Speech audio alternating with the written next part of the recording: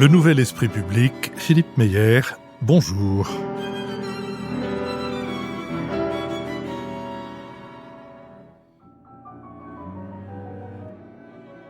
Bonjour, merci de nous avoir rejoints pour ce Nouvel Esprit Public qui prend la forme d'une thématique, une thématique consacrée au Caucase, à la région du Caucase, et pour laquelle nous avons le plaisir de recevoir Tornike Gordadze. Tornike Gordadze, bonjour. Bonjour. Quand je dis « nous », c'est Béatrice Gibelin, fondatrice de l'Institut français de géopolitique et directrice de la revue Hérodote, Nicole Nesotto, vice-présidente de l'Institut Jacques Delors, et Lionel Zinsou, ancien Premier ministre du Bénin et président de la Fondation Terra Nova. Tornike Gordadze, vous êtes chercheur, vous êtes universitaire, vous êtes franco-géorgien, vous avez dirigé le centre de recherche et d'études de l'Institut des hautes études de défense nationale et vous avez également joué un rôle politique actif comme ministre d'État pour l'intégration européenne et euro-atlantique de la République de Géorgie. Actuellement, vous enseignez à l'Institut d'études politiques de Paris et vous êtes chargé de programme pour le voisinage oriental et la mer Noire à l'Institut Jacques Delors. Le Caucase a toujours fait partie des zones d'influence russe puis soviétique. L'intégration dans l'URSS des républiques soviétiques de Géorgie, d'Arménie et d'Azerbaïdjan a permis à la Russie de contrôler entièrement cette région, gagnant ainsi un précieux accès à la mer Noire. Depuis la chute de l'Union soviétique, l'influence russe est partout remise en cause, en particulier sous la pression de révolutions populaires, la révolution des Roses en Géorgie, la révolution orange, puis de Maïdan en Ukraine. Le pays maintient néanmoins des liens forts avec ses anciens protecteurs, notamment par le biais de l'organisation du traité de sécurité collective. Face à une population supportant de plus en plus mal le joug de Moscou, de nombreux pays ont fait le choix d'un tournant autoritaire pro-russe. Dans un entretien accordé en octobre 2024 au journal Libération, l'ex-présidente de la Géorgie, Salomé Zourabichvili, déclarait que le pays faisait face au vol manifeste des élections après la victoire contestée du parti pro-russe au pouvoir Rêve géorgien lors des élections législatives d'octobre 2024. Depuis, Mme Zourabichvili mène la contestation face au pouvoir en place et depuis près de 2 mois, de nombreux Géorgiens manifestent tous les soirs à Tbilissi, la capitale, pour protester contre un scrutin entaché d'irrégularité. Alors que la Russie occupe toujours militairement environ 20% de l'ancienne République soviétique, le Rêve géorgien, dirigé par le milliardaire Bidzina Ivanishvili, continue de promulguer des lois de plus en plus restrictives, éloignant un peu plus la perspective d'une adhésion à l'Union européenne. La Géorgie n'est pas le seul pays caucasien où l'influence de la Russie décline. La conquête du plateau du Haut-Karabakh par l'Azerbaïdjan en 2020 au cours d'une guerre brève mais sanglante a révélé la faiblesse de Moscou qui n'a pas su protéger son allié arménien. Le grand vainqueur de cette guerre a été l'Azerbaïdjan qui a profité de son partenariat avec la Turquie pour prendre le dessus sur son voisin. Les relations entre Moscou et Bakou se sont encore dégradées avec la destruction en vol par un tir russe d'un avion de la compagnie Azerbaijan Airlines. Cet incident a été l'occasion pour Bakou de réaffirmer son rôle de puissance régionale, le pays étant riche de ses ressources pétrolières et gazières qu'elle exporte notamment vers l'Union européenne. C'est Béatrice Gibelin qui vous posera la première question de notre émission thématique. Bonjour à vous. Bonjour. Moi, je suis assez impressionnée par la détermination de la population géorgienne, parce que ça fait 68 jours ou 69 jours de manifestation, et pas seulement à Tbilissi, c'est-à-dire qu'on se rend compte que c'est aussi dans des villes, on va dire, moyennes. Bon, c'est un petit pays, la Géorgie, et montrer autant de détermination par rapport à un gouvernement manipulé par un oligarque, peut-être, mais néanmoins qui se montre de plus en plus répressif, avec un nombre de gens maintenant qui par centaines et se retrouvent en prison, et on continue néanmoins à manifester. Alors j'avais envie de vous demander quelles chances sont-ils qu'on remette en question ces élections? Ça a pu se faire en Roumanie, mais la Géorgie n'est pas dans la même situation. Ont-ils déjà, par cette opposition qui s'exprime depuis déjà au-delà de ces 68 jours, avant même les élections, qui étaient annoncées comme devant être un succès pour l'opposition par tous les sondages, donc la fraude à laquelle ils s'attendaient, je crois, mais un système de fraude qui n'est pas seulement un bourrage des urnes classique, mais qui est beaucoup plus en amont et beaucoup plus sophistiqué. J'aimerais bien, parce que ça montre à ce moment-là la puissance, j'allais dire, de l'influence soviétique ou russe, comme vous voudrez, sur la Géorgie aujourd'hui. Et je pense que c'est très, très important de voir, parce que c'est un enjeu, si l'opposition gagne et si l'opposition ne gagne pas. Et la deuxième chose, c'est que fait l'UE et que peut faire l'UE pour soutenir cette opposition. Taneke Gardadze. Merci pour ces questions. Et merci pour votre solidarité. C'est vrai que je suis impressionné aussi par cette mobilisation. Il y a plus de gens dans les rues de Tbilissi aujourd'hui que pendant la Révolution des Roses que vous avez évoquée en 2003. Et surtout que ça dépasse la capitale. J'ai un ami historien qui disait que les manifestations ont eu lieu dans les bourgades, dans les petites villes, où il n'y a pas eu de manifestation depuis 1905. Donc, la dernière manifestation enregistrée, ça avait été en 1905, et c'était sous les tsars. Donc, et ce qui est intéressant aussi, peut-être pour les auditeurs européens et français, c'est que la question de ralliement, le point de ralliement, c'est l'Europe. C'est avec les drapeaux européens que ces gens manifestent, et ils s'opposent à la fois à la dérive autoritaire du régime, mais aussi, et ça va ensemble, le rapprochement à pas forcer avec la Russie, qui occupe paradoxalement 20% du territoire de ce pays. Donc le glissement autoritaire de ce parti Rêve géorgien a commencé bien avant. Nous étions peu nombreux en Europe de nous rendre compte et d'avertir.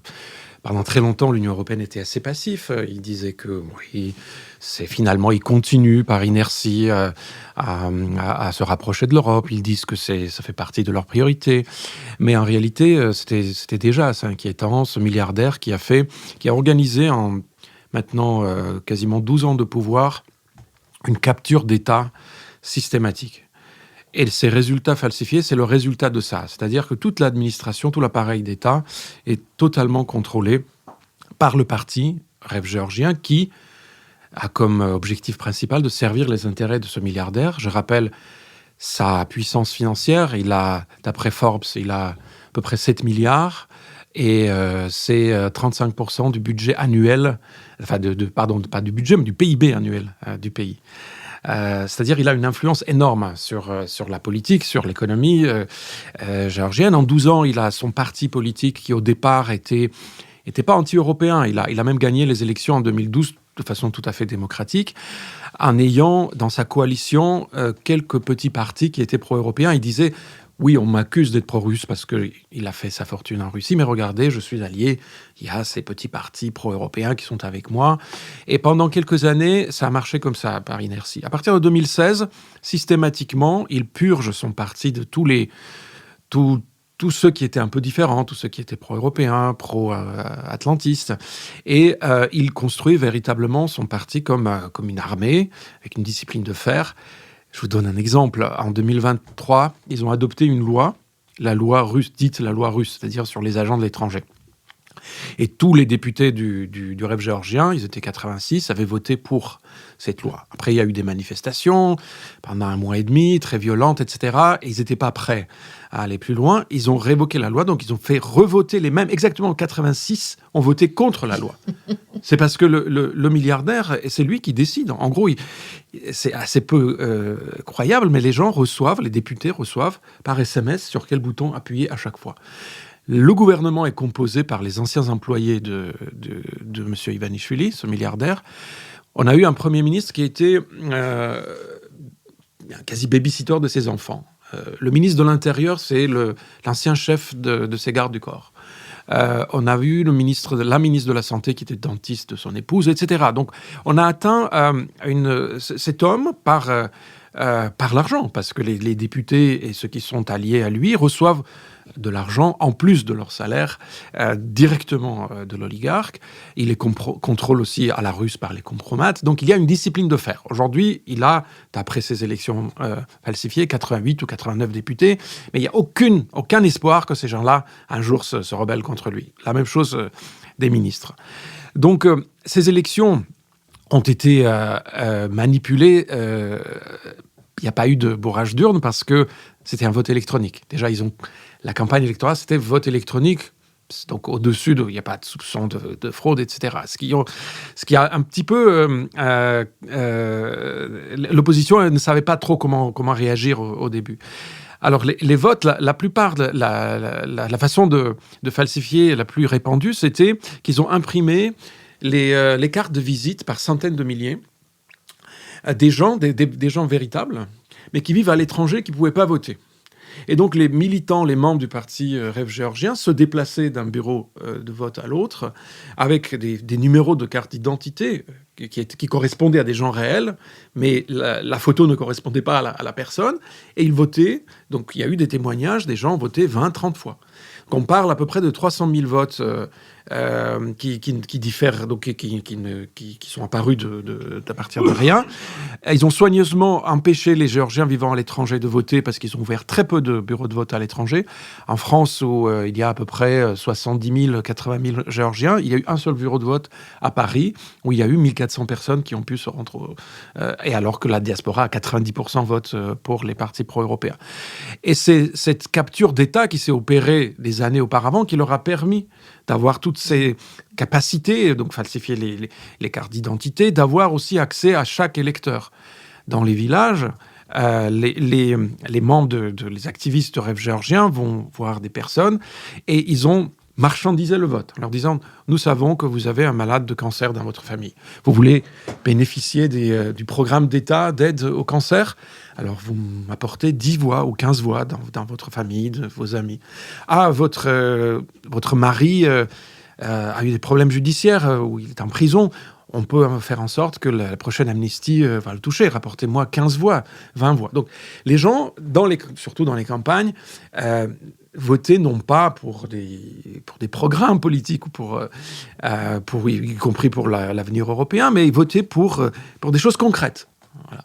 Donc, c'est un membre de famille qui a besoin d'aide. Parce que l'État dispensait ses services sociaux ou médicaux aussi au nom du parti. Donc, il y a eu une confusion totale. Donc, c'était ça qui a fait que le vote a été falsifié. Il y a beaucoup de choses à dire. Après, je pense qu'on reviendra par rapport à leur politique étrangère et leur attitude vis-à-vis de l'Europe, qui faisait partie de la campagne, et la guerre en Ukraine, qui a aussi été très largement... l'un des thèmes de campagne. Nicole Nesotto. Oui, j'avais une question générale sur l'ensemble du Caucase, mais je la mets de côté parce que justement, je voudrais continuer sur cette description de la politique de M. Ivanishvili, parce que quand même, en 2018, il était déjà tout puissant et il avait soutenu la candidature qui a été réussie de Salomé Zourabichvili, l'ex-actuelle présidente de Géorgie. Et Salomé Zourabichvili, qui maintenant le combat et qui l'a lâché pour les élections d'octobre dernier. Alors, la question est un peu pour reprendre ce qu'avait dit Béatrice. Qu'est-ce qui s'est passé ? Pourquoi, alors que cet homme est tout puissant, pourquoi n'a-t-il pas continué sa politique relativement équilibrée, ou en tout cas apparemment équilibrée, entre le rêve européen et le rêve géorgien, c'est-à-dire le rêve russe ? Qu'est-ce qui s'est passé ? Est-ce que c'est la guerre en Ukraine qui a été un déclencheur ? Est-ce qu'il y a eu des pressions russes plus importantes ? Et lesquelles ? Est-ce que c'est aussi l'évolution de la situation de l'Iran ? Enfin, l'Iran n'est pas un pays du Caucase, mais on voit bien l'importance que l'Iran a sur l'évolution de cette région. Autrement dit, qu'est-ce qui s'est passé entre 2018 et 2024 pour qu'il change à ce point de politique ? En 2018, il a soutenu Salomé Zourabichvili et il a soutenu en pensant à la chose suivante. D'après la Constitution, la présidence de la République n'a très peu d'influence, très peu de prérogatives, et il était déjà largement accusé par l'opposition d'être pro-russe, au service des Russes, etc. Donc c'était pour lui un alibi parfait. Voilà, moi je soutiens la candidature de cette franco-géorgienne, descendante des immigrés géorgiens qui ont fui le communisme, qui est française en plus, diplomate française. Vous ne pouvez pas dire que je suis pro-russe. Et c'est vraiment grâce à l'aide d'Ivanishvili que Salomé Zourabichvili a pu devenir présidente. Mais la rupture est venue particulièrement avec la guerre en Ukraine. Ivanishvili, hier, je parlais avec quelqu'un qui me disait que pendant très longtemps, y compris les adhérents du rêve géorgien, ne croyaient pas que cette rupture avec l'Europe était réelle. Ils disaient, c'est un jeu, finalement, c'est un deal, il veut obtenir plus de choses, etc. Et ça reviendra. Mais à la différence de la plupart des Géorgiens, qui ont rompu avec la Russie il y a plus de 30 ans. C'est-à-dire maintenant, des gens qui ont moins de 50 ans ne connaissent pas la Russie. Ils ont été tous formés en Géorgie et les 30-35 dernières années de l'histoire de la Géorgie, c'est vraiment tourné vers l'Europe. Il y a très peu de gens de la génération, de ma génération, qui connaissent la Russie. Sauf Ivanishvili. Ivanishvili, il a vécu 20 ans en Russie, s'est enrichi en Russie, et de par sa mentalité, c'est un oligarque russe. Donc ces gestes en faveur de l'Europe, c'était juste pour raffermir son pouvoir en Géorgie, pour aussi induire en erreur, créer cette ambiguïté auprès de l'opinion qui est à 80% encore aujourd'hui pro-européenne. Même encore aujourd'hui, Ivanishvili, il dit « mais je ne suis pas contre l'Europe, mais je suis contre l'Europe actuelle, cette Europe dégénérée où on vend le lait masculin dans les magasins ». Il a dit ça quelques jours dans... Qu'est-ce que c'est ? Oui, moi non plus, je ne sais pas.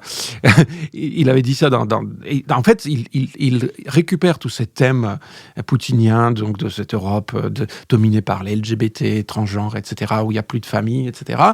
Et c'est un homme russe. Il a des conseillers russes, il ne lit que le russe déjà. C'est un problème.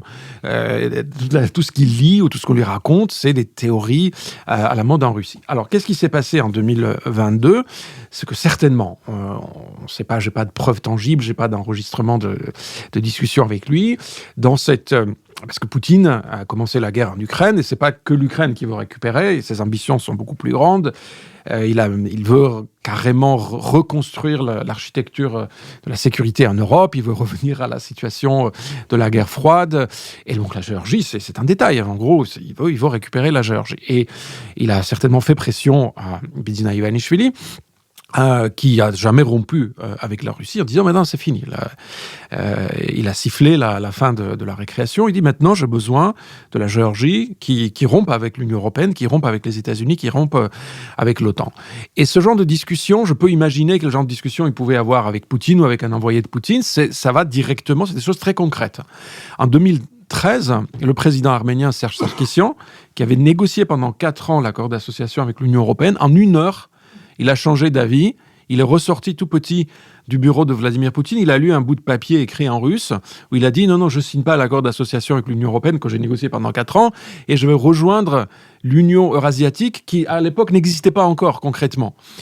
Donc, c'est ce type de menaces qui, certainement, ont joué. Ivanishvili s'est désolidarisé de l'Ukraine, alors que c'est vrai, la constante de la politique géorgienne depuis l'indépendance, c'était l'alliance avec l'Ukraine, parce qu'on est dans la même situation, on a le même ennemi, on a 20% du territoire dans les 2 cas occupé par la Russie, ces mouvements séparatistes avaient été créés par les Russes, et donc, tout pousse la Géorgie et l'Ukraine à agir ensemble. 3000 Géorgiens volontaires se battent aujourd'hui en Ukraine. Tous des anciens militaires que le pouvoir, le rêve géorgien a viré de l'armée. Donc ils sont partis se battre en Ukraine. Donc à partir de 2022, c'est vraiment une rupture radicale avec l'Europe, avec les États-Unis. Et comment expliquer ? Alors ce qui est intéressant, comment Ivanishvili va faire ça, parce qu'il est partagé. D'un côté, les Russes font pression sur lui, et d'un autre côté, il a une population très pro-occidentale. Alors, il a inventé une théorie excellente, enfin, d'après lui, c'est il y a une partie globale de la guerre. Et ce parti global de la guerre contrôle Washington, contrôle Bruxelles, et c'est les gens qui veulent la guerre contre la Russie, et c'est eux qui ont déclenché la guerre en Ukraine. Et ils nous poussent maintenant, les Américains et les Européens nous disent « Attaquez la Russie, ouvrez un second front », ce qui est complètement stupide, parce que l'ambassadeur américaine a démenti. Les Européens ont dit non, l'Europe a été construite pour la paix, non pas pour la guerre.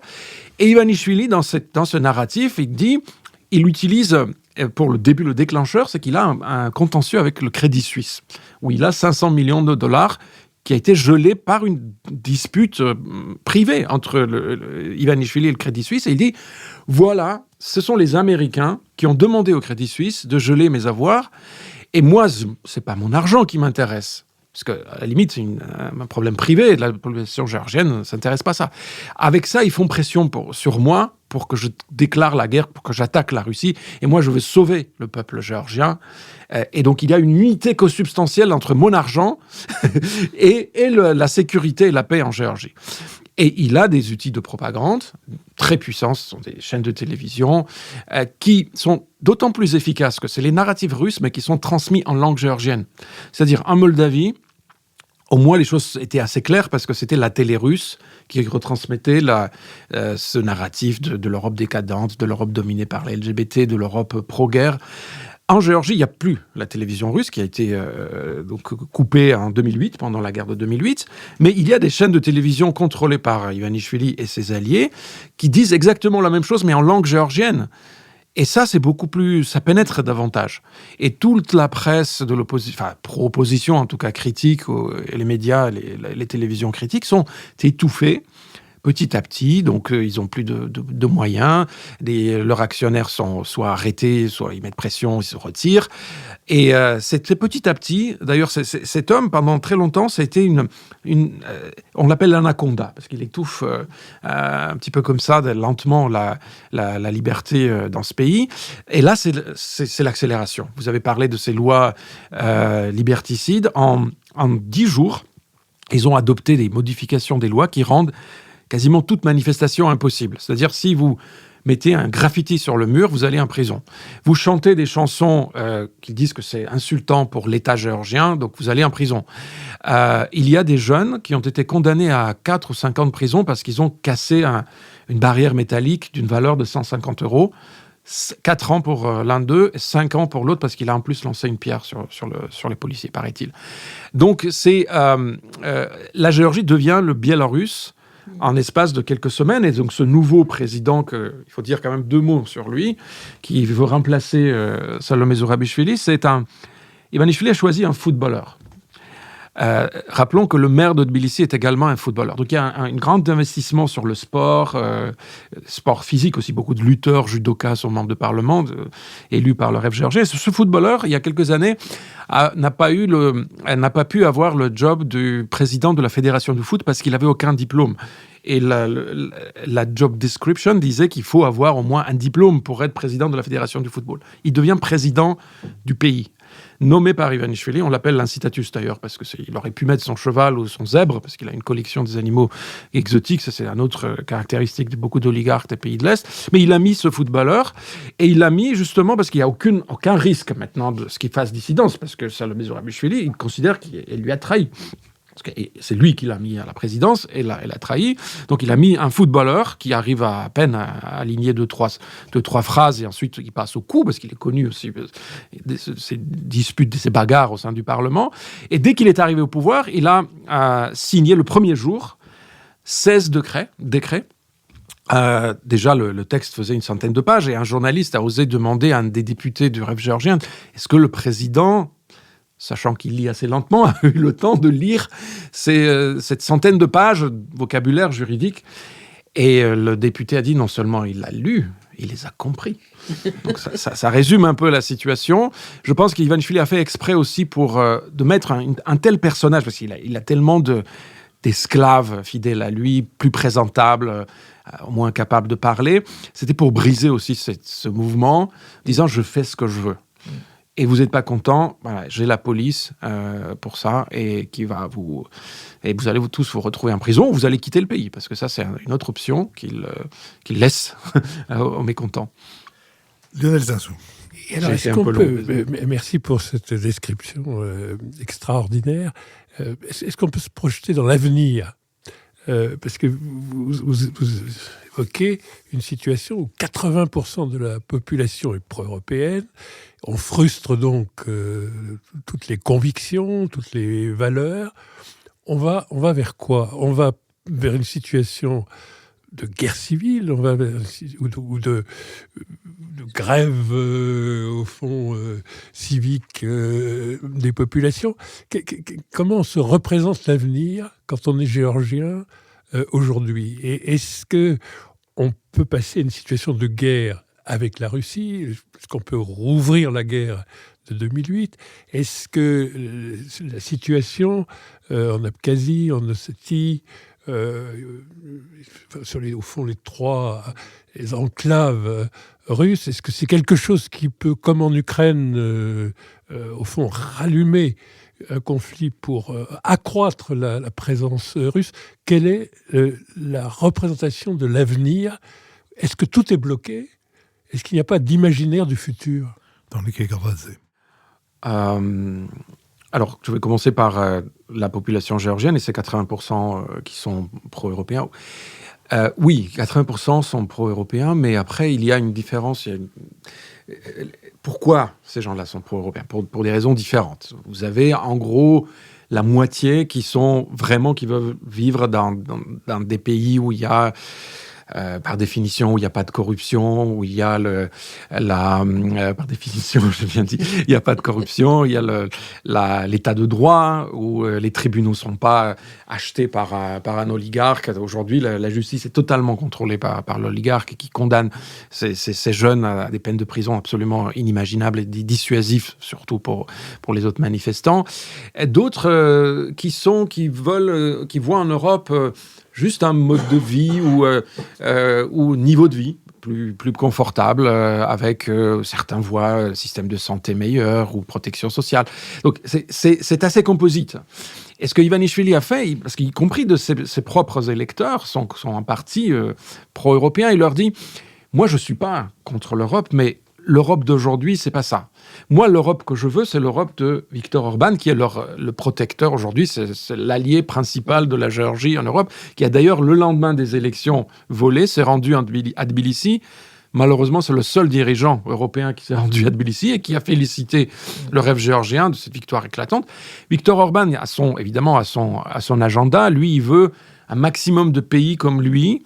Il n'est pas contre l'élargissement. D'ailleurs, il dit « Moi, je suis pour avoir des nouveaux membres au sein de l'Union européenne, à la différence des autres partis de l'extrême droite qui sont anti-élargissement par définition. Lui, il est pour l'élargissement, mais pour avoir les gens comme lui à la table du 27, qui seront 30 ou 35, pour avoir la majorité. Donc, il est pour Vučić, la Serbie qui entre dans l'Union européenne, et la Géorgie. Sauf que, aujourd'hui, il est en ultra-minorité, mais il a une capacité de bloquer toutes les décisions, notamment sur les sanctions de l'Union européenne. C'est lui qui bloque les sanctions. On reviendra après, quand on parlera de l'Europe. Il bloque tout par rapport à la politique de 27 sur la Géorgie. Donc, Ivanishvili dit « Moi, je suis pour l'Europe, mais il faut attendre. Cette Europe ne nous convient pas. D'ailleurs, maintenant que Trump est au pouvoir aux États-Unis, vous allez voir, le monde va changer et ça va être un monde différent, l'Europe différente, etc. » Après, quel scénario pour l'avenir? Cette population et ces manifestations sont extrêmement pacifiques. Donc, le mot guerre civile, ça fait peur, parce que la Géorgie a connu une guerre civile dans les années 90, on a connu la guerre en 2008 avec la Russie en Ossétie, en Abkhazie, et ça c'est très savamment utilisé par le régime. C'est eux qui parlent de la guerre, en disant si l'opposition gagne, déjà automatiquement, ce sera la guerre avec la Russie. Vous savez que pendant la campagne électorale, les affiches du rêve géorgien, c'était... Partout, d'ailleurs, c'était qu'eux qui avaient quasiment 95% des affiches, c'était eux. L'affiche divisée en deux. D'un côté, les villes ukrainiennes, détruites, massacrées. Donc, de l'autre côté, l'autre moitié de l'affiche, en couleur, ça c'était en noir et blanc. En couleur, les villes géorgiennes, propres, jolies, construites, etc. Ils disaient, ça c'est l'opposition qui va vous faire... ça, ce qui s'est passé en Ukraine. Donc, immédiatement, la Russie va commencer... c'est eux qui vont commencer la guerre parce que le parti global de la guerre veut qu'ils attaquent la Russie. Et nous, c'est ça. Et donc, ils font peur à la population avec ce terme de guerre civile. Maïdan, c'est le terme qui est utilisé surtout par le gouvernement. Disant, Maïdan, OK, l'opposition a gagné, mais il y a eu combien de morts? C'est ça que vous voulez? Donc, là, tous ces manifestants ces manifestations ne sont pas dirigées par les partis politiques. C'est assez intéressant. C'est vraiment la société civile, des gens qui ont émergé de nulle part, les groupes sur Facebook ou sur les réseaux sociaux. Il y a un groupe notamment où il y a 300 000 membres. Donc c'est eux qui organisent souvent ces marches, etc. Donc les modérateurs de ce groupe ont déjà été arrêtés plusieurs fois par la police. Ils font pression pas possible sur eux. Donc le scénario, pour l'instant, c'est pacifique. On va continuer au maximum, faire des grèves, faire des actions comme ça.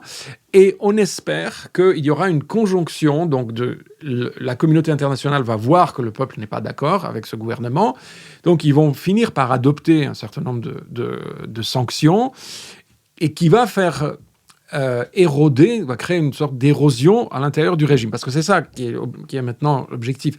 Il commence à y avoir quelques signes de fatigue à l'intérieur. Il y a eu des ambassadeurs qui ont démissionné, 6. C'est pas beaucoup, mais 6 ambassadeurs ont démissionné, 2 ministres adjoints, quelques personnes des mairies, etc., ont démissionné, mais c'est pas assez. Mais on compte, les gens comptent là-dessus. Les sanctions, ça fait peur quand même à pas mal de gens, puisque l'Union européenne ne peut pas adopter des sanctions parce que ça se décide à l'unanimité. Les pays individuellement prennent des sanctions. Donc les pays baltes ont déjà fait, la Pologne, la République tchèque, les Allemands ont interdit 9 hauts responsables du rêve géorgien de séjour sur le territoire allemand. Les Américains, beaucoup plus, presque 100 personnes, y compris Ivanishvili. Et d'ailleurs, Ivanishvili, le régime de sanctions qui lui est adapté, c'est agent d'influence russe. Donc ils l'ont mis sur ces sanctions comme agent de l'influence nocive de la Russie, et ministre de l'Intérieur est dans la liste de Magnitsky, parce que ça c'est des violations graves des droits de l'homme. Donc il y a cette attente de ce cercle vertueux qui va se créer entre les manifestations, qui à chaque fois qu'il y a des sanctions européennes se sentent encouragés, donc il y a encore plus, et donc plus l'Occident voit qu'il y a plus de gens dans la rue, plus ils vont prendre aussi des décisions, parce que autrement, on a un pays comme Azerbaïdjan à côté de la Géorgie, où il y a des accords avec l'Union européenne pragmatiques. Personne ne demande maintenant à l'Azerbaïdjan de sauvegarder les droits de l'homme, etc. Bon, on a besoin d'eux pour l'énergie, et si en Géorgie il n'y a pas d'opposition, si les gens ne veulent pas de démocratie, on peut très bien trouver aussi un modus vivendi. La Géorgie ne deviendra jamais membre de l'Union européenne dans ces conditions-là, mais on peut construire des relations comme ça, transactionnelles. Mais le problème, c'est que les gens ne veulent pas ce type de relations. Dernier mot sur la Russie. A priori, il n'y aura pas de guerre avec la Russie, avec ce gouvernement, parce que ce gouvernement fait exactement ce que la Russie demande. Donc...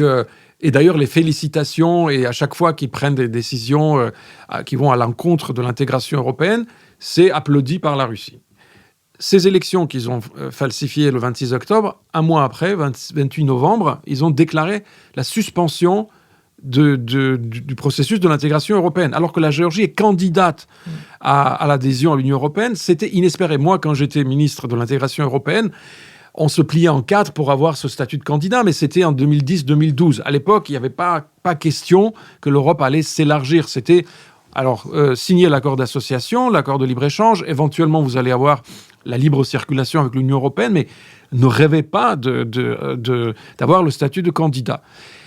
23, grâce à la guerre à l'Ukraine, donc l'Union européenne commence à avoir une vision beaucoup plus géopolitique, alors que le gouvernement géorgien ne méritait absolument pas ce statut de candidat.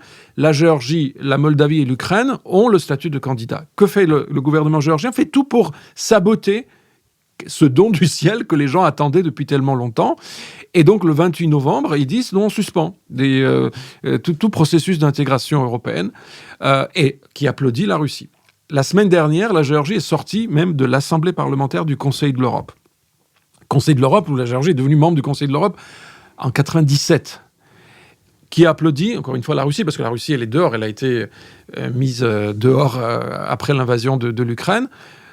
Donc, ils font tout pour plaire la Russie. Il n'y aura pas de guerre par rapport à la Russie. Et les 2 provinces sécessionnistes, oui, la Russie va les garder. Parce qu'Ivanishvili a fait croire aussi à la population que si on est conciliant avec la Russie, peut-être qu'on va récupérer l'intégrité territoriale. jamais la Russie va offrir ce cadeau à la Géorgie, parce que c'est avec ça qu'ils tiennent aussi la Géorgie. Quel est le rôle de l'Église dans cette situation ? Très intéressant. L'Église géorgienne, il y a des années, j'avais écrit un article où je disais que c'était l'une des rares institutions qui n'a jamais été réformée, qui est restée soviétique, en fait. Bon, évidemment, si on leur dit ça, ils vont crier scandale, mais à l'époque de Saakashvili, qui a tout réformé dans le pays, absolument tout, toute l'administration, nouvelle police, nouvelle armée, nouvelle bureaucratie, il ne pouvait pas toucher à l'Église. Et cette Église, qui est une Église autocéphale, donc c'est une Église qui ne dépend pas, normalement, il n'y a pas de lien institutionnel avec l'Église russe, mais qui est totalement alignée idéologiquement sur l'Église russe, parce que des liens encore plus forts avaient été tissés à l'époque soviétique, où toutes les églises étaient contrôlées par le même organisme qui s'appelait le KGB. Donc les hiérarques les plus importants de l'Église géorgienne ont tous été mis en avant à l'époque soviétique, ou même post-soviétique, parce que le KGB a continué après sous un autre nom. Et ils sont très pro-russes dans l'idéologie. Encore une fois, ils traduisent les textes venant des théologiens russes. Les théologiens russes et l'Église orthodoxe russe, c'est le bras, idéologique ou spirituel du gouvernement de Poutine. Évidemment, il y a des exceptions. Il y a des membres de l'Église qui dénoncent cette situation, mais ils sont en minorité. Mais à la fois, cette Église ne veut pas jouer un rôle politique. Ils n'ont pas créé de parti politique. Ils auraient pu. Mais leur objectif, c'est d'avoir de l'influence sur le parti politique. Donc ils sont assez proches du rêve géorgien, mais à chaque fois, ils monnaient leur soutien en disant « nous, on vous soutient, mais faites quelque chose ». Donc à chaque fois, l'Église leur donne encore plus de privilèges, offre les terres, les forêts, leur donne l'autorisation de construire des hôtels, de produire des produits alimentaires qui ne sont pas taxés, de faire des importations qui ne sont pas taxées. Donc l'Église s'enrichit beaucoup en ayant une alliance avec le gouvernement qui, idéologiquement, en plus, est proche. Et le gouvernement leur fait aussi des gestes envers eux en disant « nous, on défend la famille.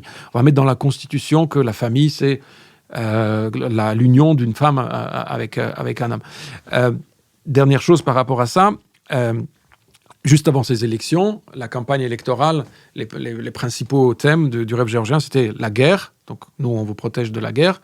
On vous protège de l'influence LGBT, la dislocation des familles.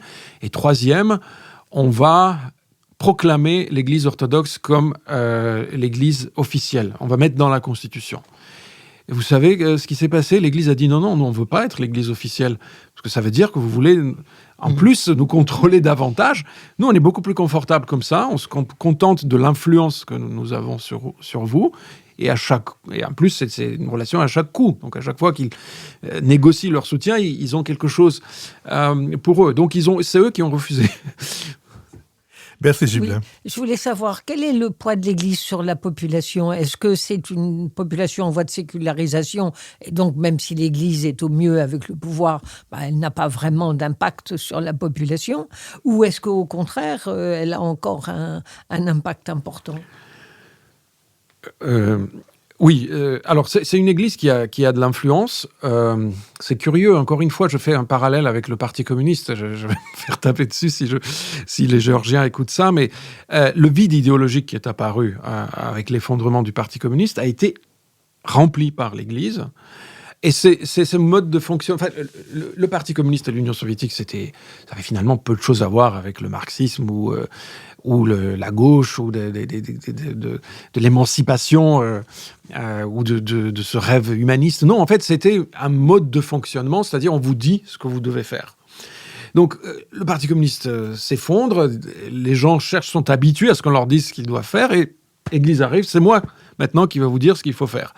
Et les gens sont soulagés. Enfin, surtout les gens je parle de la génération, surtout de mes parents et des gens qui ont toujours vécu sous le communisme. Donc, il y a une transformation, alors qu'on assiste à des gens qui étaient officiellement athées, même les gens qui étaient des fonctionnaires du parti, qui vont à l'église, se signent, se baptisent, et sont assez confortables.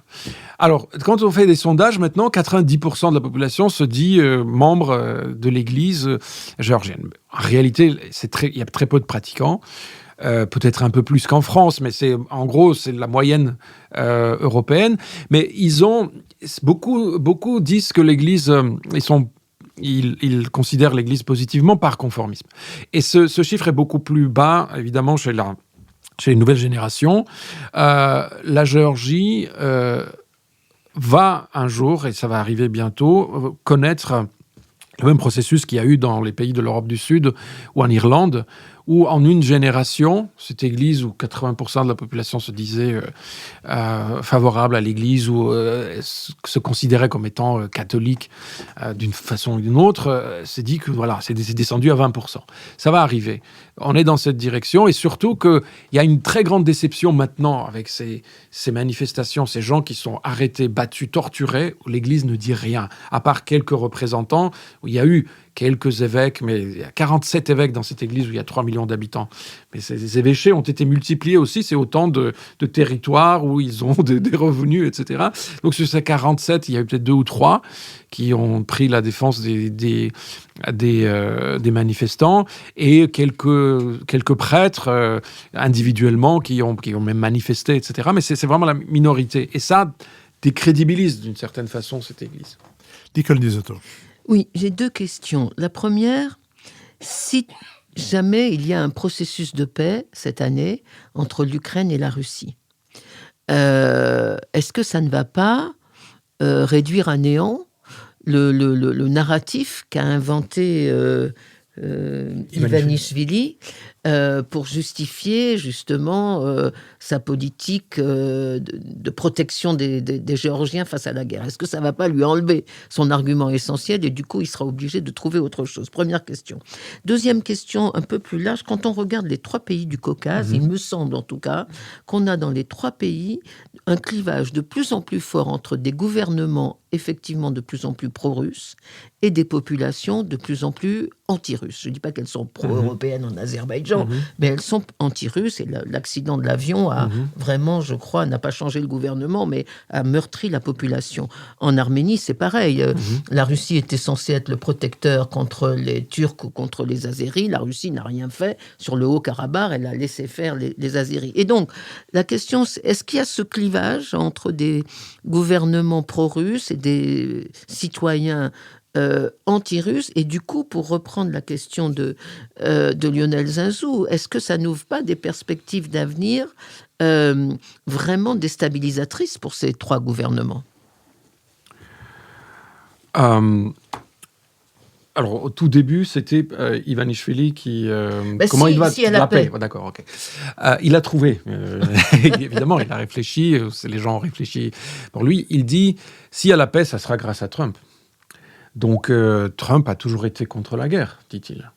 Et donc, c'est l'administration Biden qui... il y a eu Jim O'Brien qui était allé en Géorgie au mois de mai.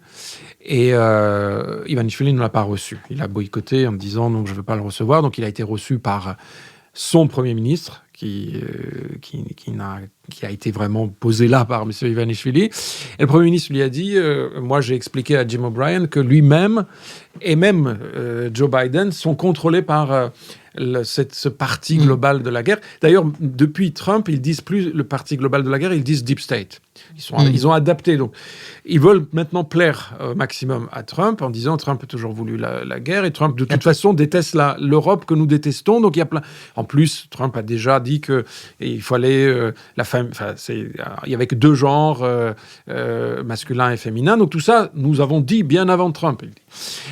Et donc, là, ils veulent se rapprocher au maximum de Trump. Je ne sais pas s'ils arriveront parce que aux États-Unis, déjà, ce n'est pas le problème numéro 1 des États-Unis, la Géorgie. Et au Congrès, il y a des républicains, qui sont même à l'origine des sanctions contre Ivanishvili. Le comité de Helsinki, il y a des républicains dedans qui sont vraiment très anti-Ivanishvili. Marco Rubio, a priori, n'est pas pro-Ivanishvili. Le fait qu'ils ont joué avec les Iraniens, avec les Chinois, ils ont quand même... sur la mer Noire, il y avait un grand projet de construction d'un port en eau profonde en Géorgie, dans la ville d'Anaklia, que Ivanishvili a bloqué parce que c'était un consortium américain qui devait y construire et il l'a donné aux Chinois. Donc ça, a priori, Trump ne devrait pas aimer ça. Mais il a des lobbyistes aux États-Unis. Il essaye de lui plaire autrement. Et donc, s'il y a la paix, si le faiseur de paix, c'est Donald Trump, il va dire, mais évidemment, nous aussi. Et d'ailleurs, il espère que finalement, s'il y a un deal avec la Russie, Trump va dire Poutine, ok, la Géorgie, vous prenez, j'ai rien à faire. Donc là ça sera clair. Donc il dit qu'avec Trump, il y aura la paix et les choses vont devenir beaucoup plus claires. Si Trump dit que je vais me battre pour la Géorgie, je vais garder la Géorgie, il va trouver aussi le moyen de s'arranger avec lui.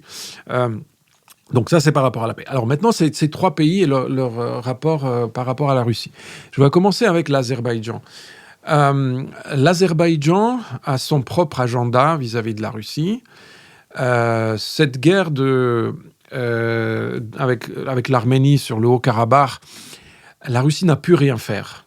C'est pas que les Russes n'ont pas soutenu l'Arménie, ils ont lâché aussi l'Arménie parce que le Premier ministre Pachinian, c'est quelqu'un qui est arrivé au pouvoir suite à une révolution de couleur que les Russes détestent. Alors ça, si vous voulez être montré, c'est vraiment la ligne rouge pour les Russes, c'est d'arriver au pouvoir par une révolution populaire. Donc Pachinian était dans la ligne de mire des Russes, donc ils n'ont pas bougé le petit doigt pour le défendre, mais en même temps, ils ne pouvaient pas tellement parce que l'Azerbaïdjan, avec son alliance avec la Turquie, militaire, avait vraiment créé des conditions de force, qui étaient tellement en leur faveur que les Russes, qu'est-ce qu'ils pouvaient faire ? Ils n'allaient pas intervenir militairement contre l'armée turque et l'armée azerbaïdjanaise, qui est quand même la plus forte armée aujourd'hui dans la région. Alors l'Azerbaïdjan fait maintenant ménage ses relations avec la Russie, parce qu'ils ne veulent pas non plus que les Russes en fassent plus, mais il y a une vision à long terme des Turcs et des Azéris de virer les Russes de la région. Mais à l'oriental, donc doucement, sans provocation, mais en renforçant de plus en plus leurs liens. Moi, je n'ai jamais cru qu'Erdogan était l'allié de Poutine. Bon, ils ont quelque chose en commun, c'est qu'ils tous les deux veulent qu'il y ait le moins d'occidentaux possible dans la région. Là-dessus, ils sont d'accord, mais après, tout les oppose. À commencer par la Syrie, les Balkans, le Caucase, là, leurs intérêts sont opposés depuis le XVIIIe siècle, en gros. Ce sont des rivaux. Et dans le Caucase, donc l'alliance Ankara-Bakou est une alliance aussi contre la Russie, mais qu'ils ne veulent pas montrer ouvertement, qu'ils ne veulent pas d'affrontement avec la Russie. Donc, oui, la population azérie n'a jamais été très, très, très pro-russe. Il suffit de... Alors, il y a quelques années, j'étais à Bakou, où il y avait un match de foot Turquie-Russie. Et les Turcs ont gagné. Toute la ville était dans la rue avec les drapeaux turcs. Ce n'étaient pas des Turcs qui vivaient à Bakou, mais c'était authentiquement, les gens étaient heureux que la Turquie gagne contre la Russie. Ce qui concerne l'Arménie, oui, alors Pachinian n'a jamais été... Il est arrivé au pouvoir quand même suite à une détérioration déjà des relations entre la Russie et l'Arménie. Les Russes traitaient l'Arménie un peu comme une colonie. J'ai un ami arménien de Paris qui disait qu'ils ont transformé l'Arménie, c'est une sorte de Kaliningrad du Sud. Ils ont des bases militaires, ils ont tout. Ils ont énormément d'influence en Arménie, économique, parce qu'en plus l'Arménie est complètement enclavée. Donc la guerre avec l'Azerbaïdjan, l'embargo avec la Turquie. Donc il fallait bien qu'ils se raccrochent à quelque chose. Et la Russie se comportait comme une puissance coloniale. Et quand il y a eu cette révolution de couleur, ils se sont un petit peu réveillés, les Russes. Et ils ont hésité. Est-ce qu'on intervient pour empêcher Pachinian d'arriver au pouvoir ou est-ce qu'on n'intervient pas ? Ils ne sont pas intervenus en disant « mais ils n'iront pas bien loin quand même ». Ils ont nulle part où aller. Ils n'ont pas de choix géopolitique. Ils vont rester dépendants de la Russie. Et on va attendre Pachinian, comme avec Saakashvili, il va finir par faire des erreurs et on va finir par le renverser démocratiquement. On va financer l'opposition. Sauf qu'il est quand même assez bon, Pachinian. Il a gagné 2 fois les élections. Et là, il a gagné les élections après avoir perdu la guerre. C'est quand même assez fort. Il a perdu le Karabakh. Il a 150 000 réfugiés qui viennent de Karabakh. 5 000 morts dans l'armée arménienne. Mais il a quand même gagné les élections parce que les gens ne veulent pas de Russie, ne veulent pas la restauration de l'ancien régime arménien qui était totalement dépendant de la Russie, qui avait vendu le pays à la Russie. Maintenant, il essaye de diversifier un petit peu sa politique étrangère. Il ne participe plus dans les réunions de cette OSTC, donc de cette organisation du traité de sécurité collective. Je ne sais pas si j'ai bien prononcé le sigle, mais c'est une espèce de mini pacte de Varsovie qui a été créé par la Russie et les pays de l'Asie centrale, l'Arménie et la Biélorussie. Il ne participe plus. Il a commencé les négociations avec l'Union européenne sur la libéralisation des visas, donc sur la libre circulation, et sur... dans la perspective pour obtenir, elle aussi, le statut de candidat à l'Union européenne.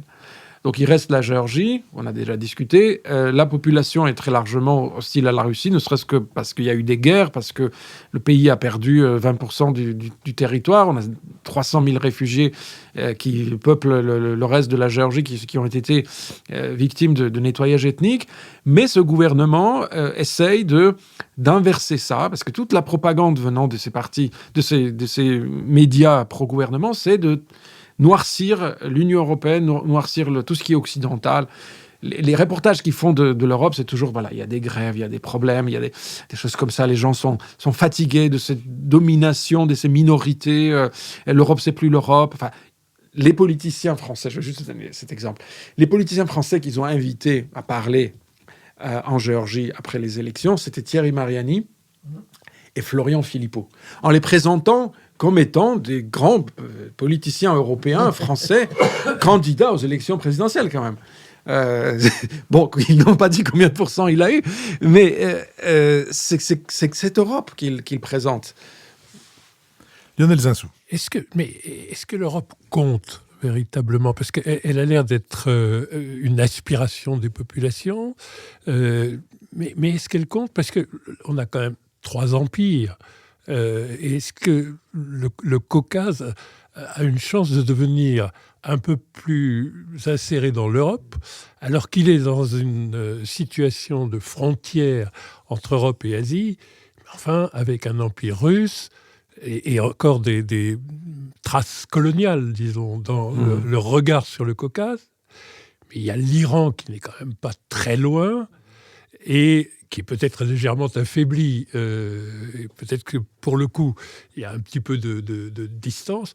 Mais il y a un empire qui se porte très bien d'un point de vue géopolitique et qui est très, très, très habile, même à gérer des contradictions géopolitiques incroyables, qui est la Turquie, quand même. Et donc, est-ce que l'Union européenne n'est pas perçue par les pro-européens, notamment géorgiens, mais caucasiens, comme extrêmement faible par rapport à l'empire russe et l'empire turc? Tornike Goradze. Oui, la géographie est contre nous, en quelque sorte. Et c'est pour ça qu'il fallait faire 10 fois plus, peut-être, que certains pays de l'Europe centrale qui sont devenus membres de l'Union européenne, juste parce qu'il y a la continuité géographique. Même la Moldavie, vous voyez, la Moldavie, qui, honnêtement, au niveau de l'opinion, je pense qu'en Géorgie, il y a plus de pro-européens qu'en Moldavie, et même au niveau du fonctionnement de l'État, l'État géorgien fonctionnait jusqu'à récemment beaucoup mieux, parce qu'il y a eu des réformes dans les années 2000. Le pays qui avait rempli quand même beaucoup plus de conditions, finalement, dans les années 2000, dans la première moitié des années 2010, s'est rapproché objectivement beaucoup plus de l'Europe que la Moldavie, mais la géographie n'est pas favorable à la Géorgie. Il n'y a même pas de frontière avec un pays membre de l'Union européenne. La Moldavie a au moins la Roumanie et l'Ukraine a beaucoup plus. Donc la Slovaquie, la Hongrie, c'est pas les meilleurs aujourd'hui, mais la Pologne et la Roumanie.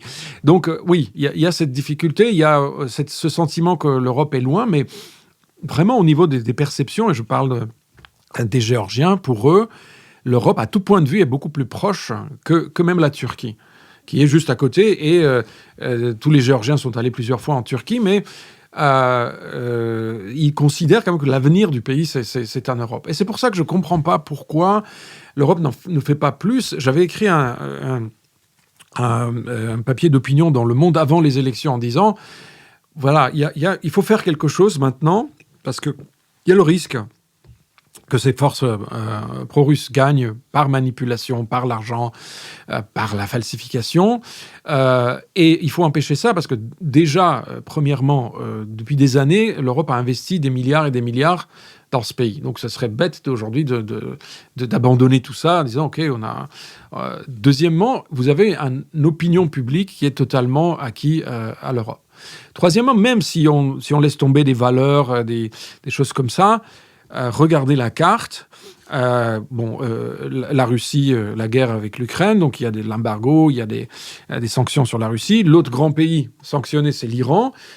Et il reste un couloir, donc ce couloir méridional, de middle corridor, comme disent les Chinois, qui est quand même... Il ne faut pas laisser aux Chinois ou aux Russes. Ça serait quand même intéressant. Est-ce que l'Europe ou l'Occident, dans son ensemble, s'intéresse à cette région aussi pour des raisons géopolitiques. Alors, maintenant, à chaque fois que je parcours, je vais dans les capitales européennes pour demander d'être plus actifs. L'excuse, c'est mais on est divisé. On est divisé à cause d'Orban et maintenant de Fico.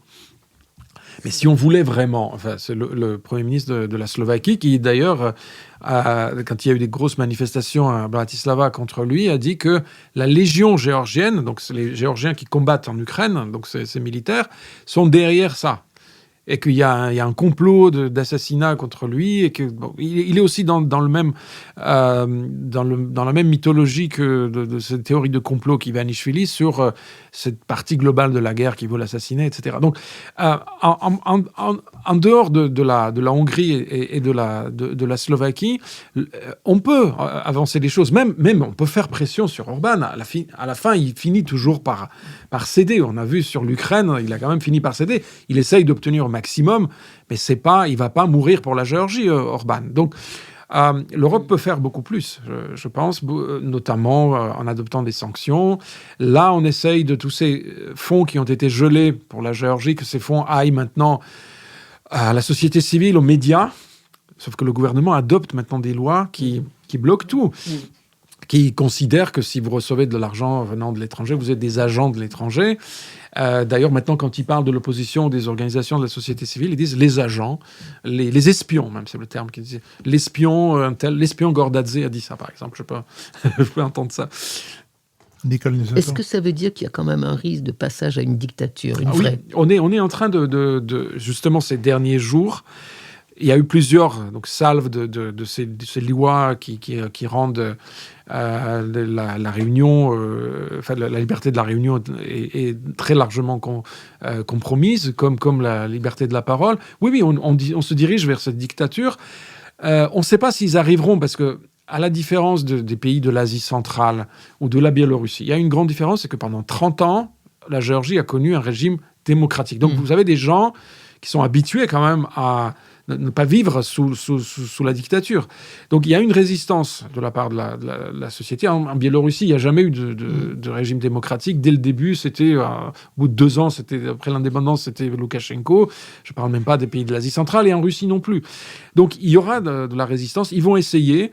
Et il y a un grand espoir que, avec ces pressions venant des pays occidentaux, notamment des sanctions ciblées. On ne veut pas que le pays soit frappé des sanctions, parce que ça, on a vu, ça ne marche pas en Iran, ça ne marche pas au Venezuela, et ça va même être utilisé par le régime pour asseoir encore plus leur contrôle sur la société. Mais des sanctions ciblées vont finir par créer la brèche à l'intérieur du régime. Il y a déjà des hommes d'affaires pro-rêve géorgiens qui ne sont pas contents, parce qu'eux, c'est l'argent qui parle. Ils voient qu'il y a moins d'investissement, que leur business, tout est en Europe aujourd'hui. Maintenant, ils essayent de se tourner vers la Chine et les pays du Golfe, etc. Mais ça ne se fait pas vite, et surtout qu'ils ne veulent pas. Leurs propres enfants ne veulent pas. Ils ne veulent pas vivre à Dubaï, même s'il fait bon vivre à Dubaï. Ils ne veulent pas vivre à Dubaï. Ils préfèrent vivre en France, en Allemagne, en Angleterre ou aux États-Unis. Ils ne veulent pas vivre là-bas. Ils ne veulent pas vivre, surtout pas en Chine, qui est pour eux un pays totalement différent. Donc, on a les moyens de pression sur ces gens-là, et on peut faire... favoriser l'érosion de ce régime. Avec Ivanishvili, on ne pourra rien. Parce que mentalement, il est russe. Il va finir par aller en Russie, comme Bachar el-Assad, et tant mieux s'il va vers la Russie.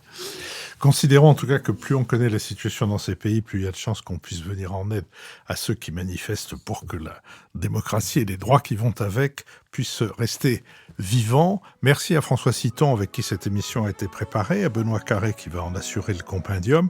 Merci à Nicolas Tourneau qui veille à notre site, tandis qu'Olivier Magloire veille aux plateformes de financement.